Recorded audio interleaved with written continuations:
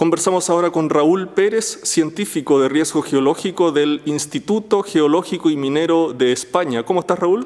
Muy bien, muchas gracias. Raúl, esta entrevista que nos convoca tiene el objetivo de conocer la situación de España en cuanto a el avance referido al estatus jurídico que se le ha dado a la información de zonificación de peligros o de riesgos.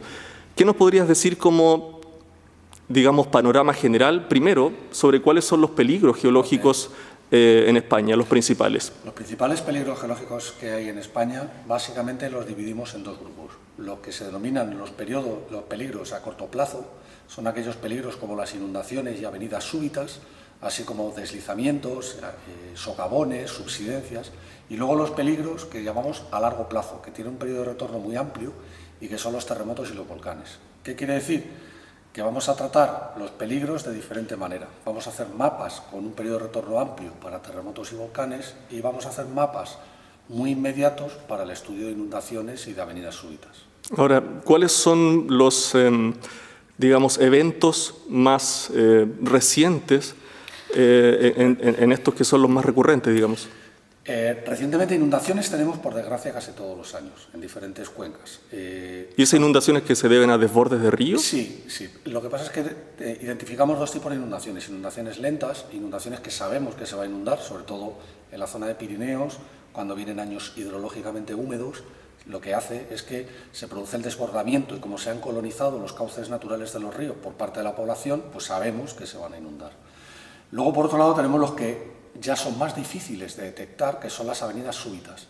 Esto es una caída de agua, de gran cantidad de agua en muy poco tiempo, que provoca una avalancha de agua que empieza a arrastrar material sólido y que suele llegar aguas abajo, suele afectar a alguna población causando bastantes muertos. También conocido como aluvión. Aquí sí, bueno, aquí lo llaman avenidas súbitas, pero sí. ¿Y también son frecuentes, son anuales? No, no son anuales. Estas ya tienen un carácter con periodos de retorno que pueden oscilar de 10, 20, 50, incluso 200 años. El problema es que aquí en España no tenemos una memoria muy clara de lo que ha ocurrido. Y, por ejemplo, ahora todo el mundo habla del terremoto de Lorca, que sufrimos aquí en 2011. Fue un terremoto pequeño, desde el punto de vista del tamaño, pero mató a 9 personas y dejó sin hogar a 1000 familias. Obviamente, esto es un problema social que hay que atajar. Claro, el último terremoto que habían sufrido en esa zona era del siglo XIX y el último en la misma localidad destructivo era del siglo XVII, el 1600. ¿Qué pasa con esto? Pues que si la gente olvida lo que ocurrió en el siglo XVII, estamos en el siglo XXI y la gente dice aquí no va a haber nunca un terremoto. Ahora, ¿qué se puede decir respecto de la capacidad de aprendizaje de España, tanto de las instituciones como de la población, de las empresas, etcétera, respecto de los peligros y riesgos geológicos? Hombre, la capacidad de aprendizaje yo creo que es amplia. Todo el mundo quiere aprender cuando le viene el peligro. ¿Cuál es el problema? Que, como muy bien he dicho antes, el tener los periodos de retorno tan amplio hace que desde el punto de vista de la empresa no sea algo interesante ni factible. Pocas empresas, por no decir casi ninguna, se dedica al análisis y estudio desde el ámbito privado de los peligros geológicos en España. Desde las administraciones, sí, lo que pasa es que primero han tenido que delimitarse las competencias entre lo que es la nación, las autonomías y los ayuntamientos. Se han tenido que establecer los planes, las directrices básicas de los diferentes peligros, los planes especiales para cada una de las emergencias. Ha habido que implementarlas todas, pero todo está ocurriendo cuando ha ocurrido una emergencia. ¿Ha habido un terremoto? Se reactivan los planes de emergencia ante riesgo sísmico en todas las comunidades autónomas. ¿Ha habido una avenida súbita, avalancha, aluvión que ha afectado a una población? Se reactiva cuál es el mecanismo por el cual se conceden ciertos permisos para poner un camping, un área de recreo o una zona de servicios en una zona. Quiero decir con esto que la administración sigue siendo lenta y luego la población pues desconoce básicamente. Lo que ella no ha sufrido lo desconoce. ¿Y qué hace el Instituto Geológico y Minero de España para promover, digamos, el conocimiento por parte de la sociedad en general? Nos hemos dado cuenta, básicamente, que es muy importante empezar a trabajar desde el modelo educativo a los chavales pequeños en la escuela, a enseñarles los modelos de prevención, primero a reconocer los peligros que pueden sufrir en España, puesto que la gente no sabe que aquí puede haber terremotos, que puede haber erupciones volcánicas, piensa que siempre es en otra parte del mundo. Esto ocurre en otro lado, ocurre en Chile o ocurre en Islandia, pero aquí no va a pasar. Entonces, lo primero que hay que enseñarles son los peligros que hay aquí. Hay sitios que están respondiendo muy bien educativamente y otros sitios que ya no están respondiendo tan bien. Nosotros, particularmente, lo que hemos hecho es dar visibilidad a toda nuestra investigación y nuestra ciencia aplicada. Todo aquello que nosotros estamos haciendo, ya bien sea los mapas de fallas activas, ya bien sea trabajos de monitorización en zonas, por ejemplo, donde pueden producirse avenidas súbitas, pues hablamos con la población, hablamos con los medios de comunicación, mostramos nuestro trabajo, incluso participamos en jornadas para que la gente nos pregunte o se interese sobre qué está usted haciendo en mi zona. Por ejemplo, trabajamos en una falla que provocó el terremoto de Lorca del 2011, en una localidad que tiene una cueva. Estamos utilizando la cueva para monitorizarla. Antiguamente no hubiéramos dicho nada, no hubiéramos avisado. Ahora el alcalde, toda la gente del pueblo, y de hecho cada vez que vamos se organiza allí una algarabía, viene la televisión, salimos nosotros dando una pequeña rueda de prensa, qué vamos a hacer, por qué es interesante, por qué es bueno, qué le puede traer de beneficio a la localidad. Y todo esto hace que ahora mismo todo el mundo de esa localidad sepa que viven encima de un segmento de una falla que puede provocar un terremoto magnitud 6. Ahora, ¿y cuál es el nivel de avance de la información geocientífica de España? ¿En qué han avanzado más y qué les falta? Lo que falta, te lo digo rápido. Lo primero, dinero. Falta dinero. ¿Dinero para qué? ¿Qué tipo de información les falta? Nos falta dinero para poder, por ejemplo, monitorizar mejor ciertas zonas donde tenemos peligros. ¿Monitorizar qué? ¿Qué tipo de...? Pues podemos monitorizar los valles donde se producen avenidas súbitas, con radar meteorológico, que ahora mismo es una información que te está diciendo lo que va a llover, cuándo va a llover, te hace unos modelos predictivos a 12 horas impresionantes. También radar de lámina de agua, para ver cuándo se produce un incremento brusco de lámina de agua con un sistema de aviso. En las fallas en las que estamos trabajando, hacer monitorizaciones con GPS, que son siempre elementos caros. También, esto sí que es verdad que trabajamos con imagen satélite, pero esto ya depende del consorcio europeo, entonces ya no es cuestión de que necesitemos más dinero. Y yo creo que necesitamos una cosa que se dice poco, y es estabilizar al personal investigador. Hay mucha gente que se está preparando con contratos, con becas, que luego mueren y no se renuevan, se vuelve todo a empezar. Y entonces se le da una formación muy amplia, muy alta, que lo único que hace es que les contraten en los demás sitios de Europa para trabajar sobre estos peligros geológicos y nosotros tengamos que volver a empezar de cero. Eso es lo que, desde mi punto de vista, lo primero que falta. O sea, el poder dar una continuidad a la formación y más recursos económicos. Nosotros, dentro de donde estamos, yo creo que estamos en un nivel muy alto. Compañeros que están trabajando en arqueosismología, están sacando terremotos a partir de yacimientos arqueológicos, lo que permite reconstruir en el tiempo hacia atrás bastante cuál es el suceso sísmico en una provincia. Las personas que están trabajando en inundaciones y avenidas súbitas, cuya metodología se utiliza en prácticamente toda Europa y la metodología se desarrolló aquí en España. Los compañeros de volcanes en las Islas Canarias están trabajando haciendo los mapas de susceptibilidad volcánica cuantitativa, ya no cualitativa porque tienes una morfología o una geomorfología volcánica. Creo que también en esa zona somos pioneros. Y luego también en la monitorización de fallas activas estamos utilizando las cuevas, las cavidades, para trabajar sobre el grado de actividad de falla en emisión de gases, que creo que también en ese aspecto somos bastante pioneros. Aún así, tenemos que mejorar. ¿Principalmente en qué? En el estudio de tsunamis. Aquí hay grupos muy potentes en la zona de Santander que están trabajando generalmente con instituciones chilenas para hacer los modelos hidráulicos y el análisis y simulación para tsunamis, pero creo que tenemos que mejorar y sobre todo la aplicación de toda esta información que se está generando en normativa. Ahora, ¿cuántos volcanes activos tiene España? ¿Dónde están ubicados y cuántos saben de ellos? Pues ahora mismo cualquiera de las Islas Canarias es un volcán activo. O sea, con lo cual estamos hablando de que tenemos por lo menos mínimamente 5. O sea, la Isla del Hierro, que es la que tenemos más hacia el oeste de las Islas Canarias, entró en erupción en 2011 con una erupción submarina. No fue del todo silenciosa, pero sí que fue bastante discreta para lo que se podía esperar y para lo que son las evidencias geológicas de erupciones pasadas en las Islas Canarias. Y anteriormente habíamos tenido en el siglo XX erupciones en la isla de Tenerife. ¿Y monitorean toda esa actividad volcánica? Sí, sí, sí. ¿Con qué? Nosotros, la monitorización de actividad volcánica para el tema de erupción, básicamente la lleva a cabo, por un lado, la Red Sismológica Nacional, que se encarga el Instituto Geográfico Nacional, son los responsables, y lo que consiste en una serie de sismógrafos que están colocados en todas las islas para detectar actividad precursora de sismovolcánica. Por otro lado, también hay una red de GPS en continuo que está midiendo la deformación vertical de la isla, que pueda ser asociada a erupción volcánica.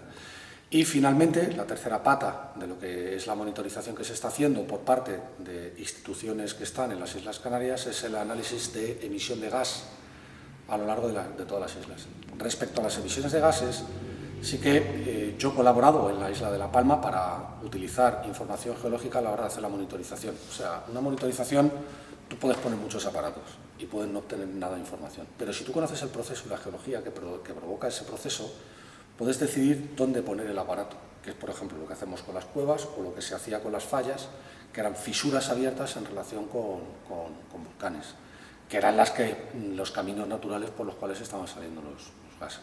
Raúl, ¿cuál es el nivel de madurez de la integración de la información geológica con otros países a nivel de la Unión o con países vecinos?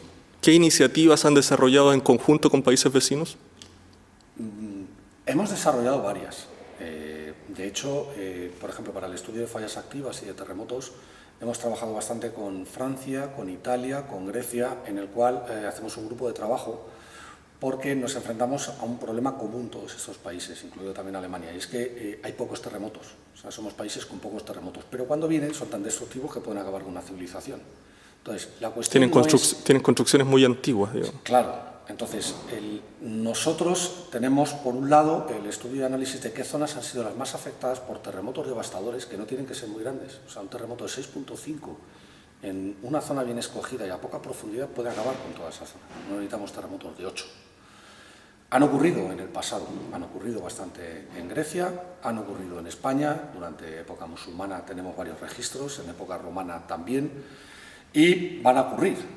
Entonces, hemos hecho un grupo de trabajo en paleosismología que lo que hacemos es aplicación de nuevas técnicas que nos permitan sacar información sobre esos terremotos tan antiguos, y es lo que denominamos la arqueosismología.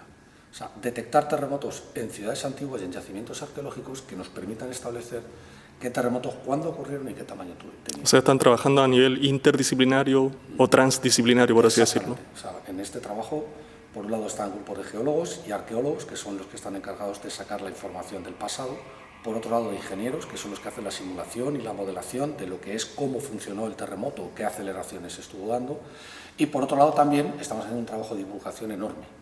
Esto lo estamos divulgando en toda la población. Ahora, a nivel de la pregunta del millón, por así decirlo, la jurisprudencia de España es importante para América Latina como referente.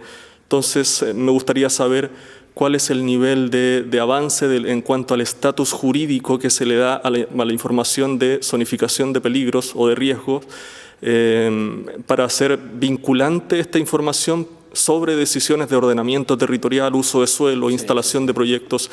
¿Qué se puede decir al respecto? Pues la verdad es que la normativa ha evolucionado mucho.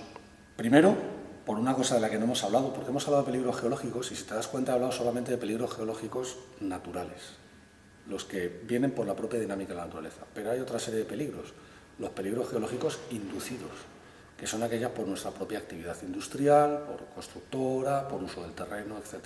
¿Por ejemplo? La sismicidad inducida por almacenamiento de gas, por ejemplo. O bien por las técnicas de fracking, que aquí en España no se hacen, pero hay un debate muy intenso sobre si se deben o no se deben hacer. Todo este tipo de actuaciones provoca peligros geológicos. Se pueden producir terremotos pequeños, no son grandes, pero es verdad que se producen. Se puede producir contaminación de aguas, se pueden producir contaminación de suelos, se pueden producir diferentes cosas que pueden dar lugar a estos peligros. Obviamente no son peligros tan grandes como los naturales, donde tenemos grandes terremotos, grandes erupciones volcánicas, etc. Pero todo esto lo que ha obligado es a un cambio de la legislación. Nosotros, el Instituto Geológico y Minero de España, no es un organismo regulador. O sea, nosotros no ponemos la normativa ni nuestra información es vinculante. Es un juez quien decide si nuestra información es o no es vinculante. Nosotros hemos tenido ahora algún que otro caso. Al decir juez, ¿estás hablando del Poder Judicial? El Poder Judicial. Ah, okay. Es el Poder Judicial el que decide incorporar o no, o en base a nuestra información, encausar. O sea, la información del instituto es referencial en ese sentido. Exactamente. Nosotros hacemos informes, peritajes, asesorías. De hecho, trabajamos en múltiples casos judiciales en que la Fiscalía te requiere como perito especialista porque ha habido a lo mejor alguna mala praxis o alguna prevaricación por parte de alguien. Prevaricación sería por parte de elemento público, o mala praxis por parte de empresa privada, y para dilucidar realmente cuál es el alcance legal que tiene esa aplicación, pues han requerido nuestros informes. En cualquier caso, vuelvo a insistir, son consultivos. O sea, el carácter vinculante lo da el juez, claro, o lo da la Fiscalía. ¿No? Y es, digamos, ex post, digamos, es posterior, es cuando se ha suscitado una situación que amerita un pronunciamiento técnico. Exactamente. No es previamente, no es para planificación territorial. A veces lo que se ha utilizado es que previamente el informe no era bueno o no existía. Pero claro, el problema es que estamos hablando de una zona de legislación ambiental que realmente está empezando a existir ahora. ¿Por qué está empezando a existir ahora? Si tú vas con un bidón de gasolina o de petróleo o con un barco y lo viertes al mar, tú sabes que estás cometiendo una ilegalidad.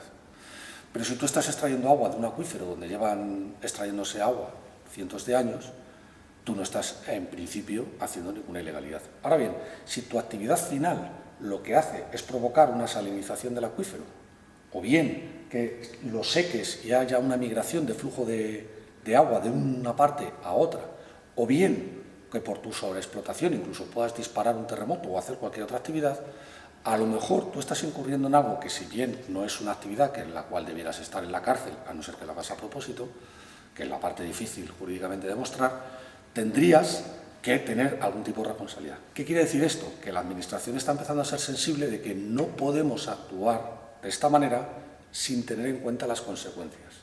Por lo tanto, cuando alguien, una empresa privada o una administración, va a actuar de esta manera, sacando agua, haciendo cualquier tipo de actividad subterránea, etc., se le solicita qué tipo de peligros pueden hacer. Si omite deliberadamente o bien falsea esos datos, nosotros podemos comprobar, nosotros de hecho muchas veces comprobamos los informes que nos están dando para ver hasta qué punto lo que están diciendo es correcto o no es correcto. ¿Qué pasa con el tema de la energía nuclear? España tiene plantas nucleares, sí, tenemos instalaciones nucleares. ¿Y al respecto cómo opera la información de zonificación de peligros? La verdad es que el Consejo de Seguridad Nuclear, que es el organismo encargado de velar por lo que es toda la gestión de la energía nuclear, que son empresas privadas, los operadores de las centrales nucleares son privados, pero un organismo público que sí es regulador y que sí es vinculante, en este caso debido al peligro de lo que significa la energía nuclear, es el que se encarga, digamos, de hacer esa vigilancia y hacer los análisis de tal manera que se incorpore información lo más novedosa posible. Por ejemplo, con lo que ha pasado ahora en Fukushima, pues se cambia el plan estratégico de gestión de centrales nucleares frente a riesgos geológicos. Y esto les obliga a hacer una serie de estudios, que tienen que ser ellos los que tienen que pagar, hacer una serie de análisis e incorporar información que sea susceptible que podamos generar institutos como, por ejemplo, el nuestro. ¿Y ese es un tema delicado, en tu opinión, considerando que las plantas nucleares son antiguas, de los años 70? Yo creo que es el tema más delicado que tenemos aquí en España, porque un accidente nuclear es una cosa que tardas muchísimo en borrar, tiene una altísima repercusión en la sociedad y el periodo que tienes de solución del problema pues va a afectar a varias generaciones. Entonces, estamos hablando probablemente de, olvidándonos de impactos meteoríticos, uno de los principales problemas que podamos tener, y que es un problema inducido, que es nuestro. Vuelvo a lo de los peligros geológicos. Cuando son naturales y están en zonas donde no vive nadie, no pasa nada. Pero cuando son en zonas donde vive gente o donde tenemos problemas accesorios, como es el de una instalación nuclear, se puede convertir en un tema peliagudo. En España está incluida dentro, como organismo independiente dentro de la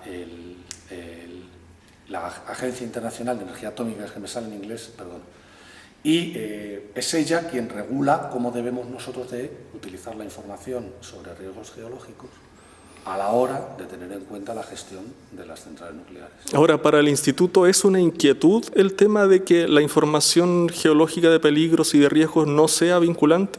¿Hay algún tipo de iniciativa, de política para impulsar un cambio en ese sentido o están cómodos? No, cómodos no estamos. Es imposible estar cómodo, porque el 90% de las veces dices, si hubiesen utilizado este informe, si lo hubieran interpretado correctamente, si hubiera sido vinculante, les hubiera obligado. En España somos un país que cuando pones normas la gente las cumple, pero si no pones normas, cumplirlas porque creemos que es mejor, eso es más escandinavo que latino. Claro, ¿qué es lo que sucede? Nosotros no tenemos capacidad jurídica de poder obligar o hacer nada que sea vinculante. O sea, la posición nuestra como organismo no sé si nos hace que sea imposible. Es el poder político y el poder judicial el que tiene ciertas competencias. Tampoco sé si nuestra información a lo mejor es correcta que sea vinculante. Tampoco lo sé. A lo mejor habría que hacer una oficina digamos, de relaciones con la judicatura ambiental, que seguramente habrá algún tipo de fiscalía ambiental en el cual haya un intercambio de información entre ambas oficinas para que la Fiscalía Ambiental sepa qué es lo que hacemos nosotros y cómo puede yo convertirlo en leyes y en normativas y cómo puede hacer esa información vinculante. Porque aquí todos somos científicos y técnicos. Entonces, si nos pides que hagamos normativa o que hagamos vinculante algo, te vamos a decir que solo sabemos monitorizar volcanes, analizar deslizamientos o medir ríos. Es lo que te vamos a decir. Y es muy complejo porque tal vez puede a la larga traducirse en algún tipo de demanda reivindicatoria ante la justicia si es que se hiciera vinculante y no se le apunta, por así decirlo, no se da en el clavo con la información de peligros. Se utiliza. Tenemos que hablar que hay una cosa que choca de frente con la información vinculante o con la normativa en legislación, y es que los peligros geológicos tienen mucha incertidumbre. Y por el otro lado, la legislación te dice que las cosas o son o no son. Entonces estamos hablando de un mundo donde son capaces de decir que cosas no han ocurrido y por otro lado estamos hablando de un mundo que tiene unas incertidumbres que dependiendo de los datos que tú tengas pueden ser de la mitad de tu valoración. Entonces esto a mí me lo explicó una vez un abogado de una manera muy sencilla. Me dijo, yo puedo demostrarte que un terremoto no ha ocurrido por defecto de forma. Desde el punto de vista del peligro, el terremoto ha ocurrido. Tú has tenido un terremoto, ha tenido un tamaño, ha tenido unos efectos geológicos y ha tenido unos efectos de intensidad macrosísmica. Esto ha ocurrido, pero ahora el mundo de la legislación te lo ha convertido en otra cosa. Entonces, yo creo que va a ser una tarea muy difícil. En el tema de terremotos y volcanes, con todas las incertidumbres que conlleva, va a ser un tema tremendamente difícil. ¿En el tema hidrológico o hidrogeológico? En el tema hidrológico y hidrogeológico es un poquito más sencillo, porque, por ejemplo, las cartografías de áreas inundables en este país se han hecho y están todas incorporadas a la hora de hacer evaluación de impacto ambiental. De tal manera que cualquier persona, por ley, que sepa que va a hacer una construcción en una zona inundable, tiene que tener un plan. O sea, tiene que decir por qué lo está construyendo allí, cuál es el plan frente a la inundación, etc. Entonces, frente a inundaciones sí que existe una legislación muy amplia, pero porque hay tantas incertidumbres. Estaba pensando más que en inundación, en hidrogeología, en la protección de acuíferos. En la protección de acuíferos, ahí ya no sé exactamente cuál es el grado de protección que tenemos. No, digamos, ¿cuál es tu opinión? Digamos, si es que se podría operacionalizar, no sé, si es que existe una napa subterránea a 5 metros versus otro lugar donde está a 100 metros, probablemente el segundo lugar sea más favorable para instalar una zona industrial. Ya. No sé hasta qué punto la legislación española contempla la hidrogeología. Me imagino que la debe contemplar porque somos un país que el 40% de los recursos hídricos los sacamos bajo tierra. El 40%. O sea, sí, digamos que tenemos uso sobre todo a partir del sur. Yo recuerdo en un simulacro de terremoto, una vez lo hicimos al norte, y hay una institución que se encarga de la gestión del agua. Y cuando lo hicimos igual en el sur, y fuimos a preguntar que cuál era la institución que se cargaba del agua, nos dijeron que había una comunidad de regantes, que ahí todo el mundo funcionaba con pozos y que no sabían de qué estábamos hablando. Entonces, obviamente hay que conocer toda la legislación de aguas que hay en España, pero vamos, el recurso subterráneo en España es bastante fuerte. ¿Hay algo que tú quieras agregar finalmente?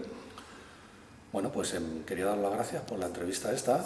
También quería decir que, por ejemplo, yo, desde mi punto de vista de trabajo de geología de terremotos, Chile es una referencia para nosotros en el tema tanto del estudio de tsunamis como de peligrosidad de terremotos, no solamente por haber registrado el mayor terremoto instrumental, que fue el de Valparaíso, sino por la manera con la que tienen el trato de la información. Y también sí que me gustaría que muchas veces quisiera, que de alguna manera en el Instituto queremos reivindicar nuestro trabajo, porque yo creo sinceramente que la población, pero la población no me refiero a la persona de la calle, sino me refiero a la sociedad en sí, no llegan a valorar. En España, por ejemplo, un 20% de la información de los telediarios tiene que ver con peligros geológicos, inundaciones, deslizamientos, socavones, agrietamientos, cualquier cosa. Y sin embargo, somos un instituto pequeño, con recursos pequeños, y que la gente nos ve. Incluso a mí me han dicho, ¿por qué tengo un experto en terremotos en España como funcionario público? Entonces, me llama mucho me llama mucho la atención. Pero que lo que te llama la atención es que debería estar la opinión técnica más presente en los Que medios de deberíamos comunicación. tener más visibilidad. O sea, yo creo que aquí, y aquí entono el mea culpa, o sea, yo creo que nosotros también somos responsables de nuestra visibilidad. Si yo me quedo detrás de una piedra, a mí nadie me ve. Y creo que debemos de salir. En el instituto estamos haciendo ahora, yo creo, y también desde lo que es la Secretaría de Investigación, con los proyectos de investigación que te obligan desde dar charlas en los institutos y en los colegios a formar a la gente, a salir en los medios escritos, en prensa escrita y en televisión, para difundir tu trabajo, para que se sepa y la gente sepa exactamente qué es lo que tenemos que hacer. Yo creo que todavía nos falta, los que trabajamos en peligros geológicos, el no ocultarnos o decir tranquilamente, yo vengo a trabajar en terremotos y que esto no provoque un terremoto social en la zona donde vas a trabajar. Bien, eso era. Muchas gracias.